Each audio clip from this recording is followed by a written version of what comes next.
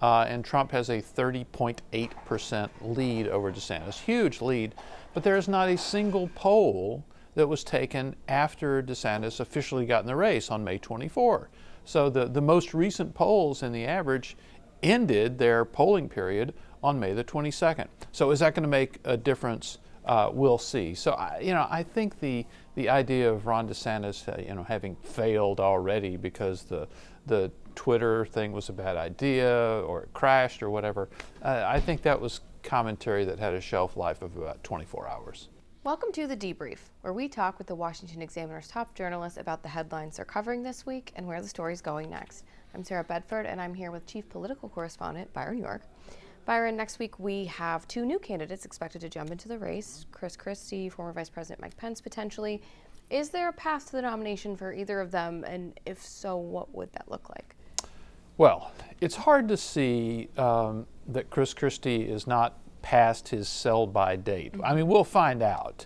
But it looks like very difficult for him. He's going to announce in New Hampshire where he has his best chance. But if you remember, he'd been a candidate and was opposed to Trump back in 2016. And then when Trump won, he became a huge Trump supporter. Some thought it was almost kind of obsequious, his support of Trump. So now he's a Trump critic again, and he seems to think that if you could just punch Trump hard enough, right in the nose, that will stop him. So we'll see. Mike Pence is a very interesting situation. Obviously, a former vice president would have a lot of support in the party, but of course, he is now in opposition to President Trump, who just trashes Pence daily. And Pence, sort of the very presence of Pence brings up January 6th and all sorts of things that a lot of Republican voters are really over. They don't want to go back. They don't want to replay anything. So I'll be very interested to see how forward-looking Mike Pence can be. Some in the media have sort of tried to portray the DeSantis campaign as sputtering, failing before it's even getting off the ground because of that rocky Twitter launch and because in the polls he still remains sort of down behind Trump by double digits. Do you think it's too early, or do you think we're seeing signs of a weak campaign? Actually, I think he's gotten better in the last couple of days.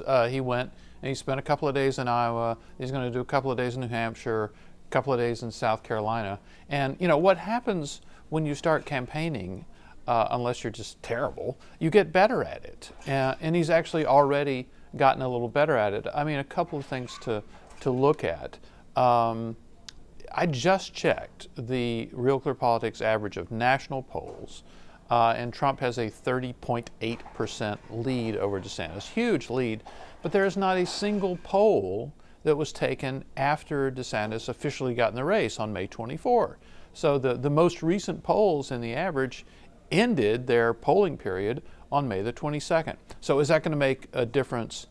We'll see. So I think the idea of Ron DeSantis having failed already because the Twitter thing was a bad idea or it crashed or whatever, I think that was commentary that had a shelf life of about 24 hours. Are there any events on the horizon that you could see sort of changing the dynamics, maybe opening a lane for someone else, making it less than a two-man race? Is that a debate, for example, a scandal? I mean, or do you think it's inevitable, but this will end up being a two-man race? I think the huge unknown is what happens with Donald Trump's legal situation. Obviously, being indicted in New York on an indictment that a lot of observers thought was really, really weak, increased his support among a lot of Republicans. So if he's indicted on in the classified documents case, what's that going to mean? Is that going to increase his support more? It might, actually. The sexual abuse lawsuit against him, which was actually a rape accusation against him in New York, the verdict didn't make any difference with his supporters. So, I mean, the big question is, if these investigations of Trump and possible indictments of Trump actually pile up, is that going to have any effect? As far as debates are concerned, what'll be interesting is to see how the stature gap works out. You'll have a bunch of candidates on the stage. One of them has been president of the United States. And even in 2016, when it was Trump against a huge field, you really got the sense that Trump was big and the other ones were small. And is that going to continue, especially since Trump is now a former president and voters look at him, if they're disposed toward him, and they see Air Force One and the White House and all of the trappings of the presidency. Is there going to be a way to equal the terrain on the debate stage? I don't know. Well, I guess finally on that point, is there any incentive for Trump to debate, or is it better for him not to expose himself to that risk? Well, it's very interesting.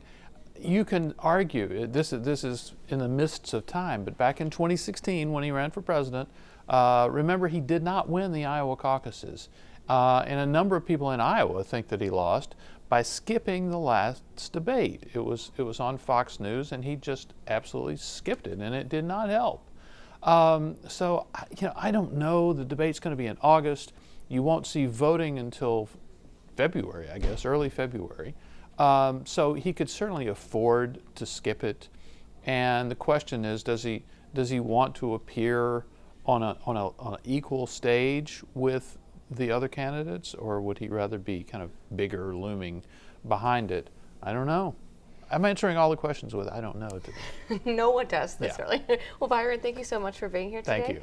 You can get more writing from Byron and the rest of the political team at washingtonexaminer.com.